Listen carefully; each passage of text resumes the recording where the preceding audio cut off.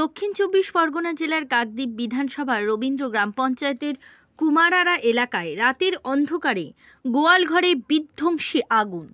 পুড়ে মরল দুটি অন্তঃসত্ত্বা গরুসহ 4টি গরু। খবর পেয়ে সকালে কাকদ্বীপ পঞ্চায়েত সমিতির সভাপতি মদন মোহন হালদার সহ কয়েকশো মানুষ এলাকায় উপস্থিত হয়।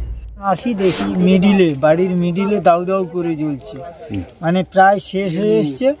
লাস্টের দু সাইডে যে ছিটে বেড়া দেওয়াল ছিল ওইগুলো জ্বলছে দেখে আমরা মোটর মেশিন পাইপটা সব ঘরে নিয়ে চলে যাই। কি ছিল ভেতরে? ছিল 4টে গরু ছিল আর বিছানা খাটটাট, আর এই খাওয়াটাও মাঝে মধ্যে খায়, সেই থালা বাসন আর কি ছিল।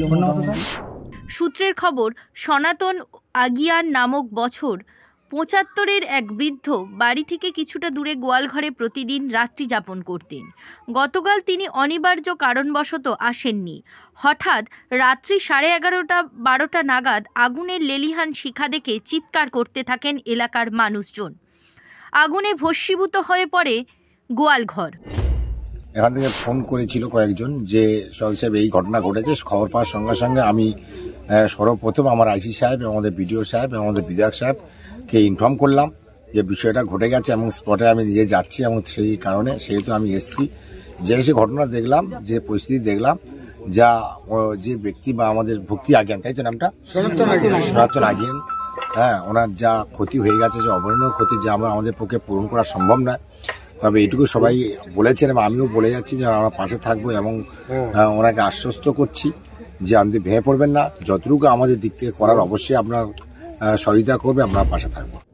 কাকদ্বীপ বিধানসভার বিধায়ক মন্টুরাম পাখিরার নির্দেশে পঞ্চায়েত সমিতির সভাপতি মদন মোহন হালদার আসেন এবং সাহায্যের আশ্বাস দেন। ঘটনার তদন্ত শুরু করেছে ঢোলাহাট থানার পুলিশ। ব্যুরো রিপোর্ট, জেলার বার্তা। পাতিবুনিয়ার সমুদ্র সৈকতের রিসর্ট বালুচর, থাকা খাওয়ার সুব্যবস্থা রয়েছে, গ্রাম্য পরিবেশ। পাতিবুনিয়ার জঙ্গলে রয়েছে বুনো শূকর হরিণ। দীঘা বকখালি মৌসুমি নয়। এবার আসুন পাতিবুনিয়ার রিসর্ট বালুচরে। সুর ভবন, দেশি ও বিদেশি বাদ্যযন্ত্রের বিশ্বস্ত প্রতিষ্ঠান। গার্লস স্কুল রোড, রায়ভিলার প্রথম গলি, ডায়মন্ড হারবার।